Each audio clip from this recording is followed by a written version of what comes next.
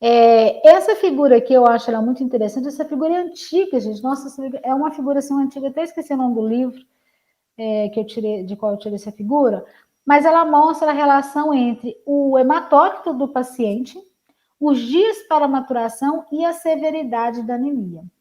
Então, vamos analisar aqui, ó. Quando eu pego um paciente que está com 45 de hematócrito, por exemplo, que é um paciente o quê? Um paciente saudável, um paciente jovem, saudável, homem, né? Pode ser homem, pode ser mulher também. O que vai acontecer?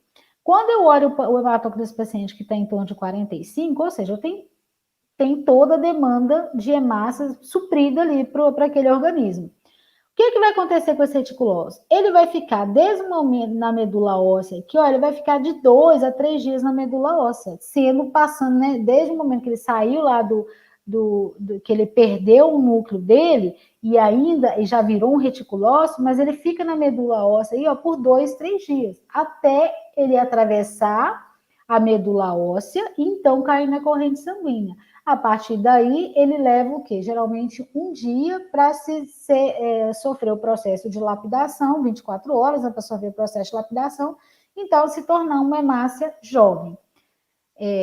Uma hemácia madura. Só que, agora pense em um paciente que está com hematócrito de 15, por exemplo. Um paciente com hematócrito de 15, gente, é um paciente com anemia gravíssima, porque você tem uma quantidade tão pouca de células vermelhas ali, que o organismo está pedindo socorro, então ele está mandando todas as instruções necessárias para a medula óssea, para que a medula óssea comece a produzir mais e mais células jovens, mais células vermelhas, até o ponto que ela começa a liberar essas células jovens.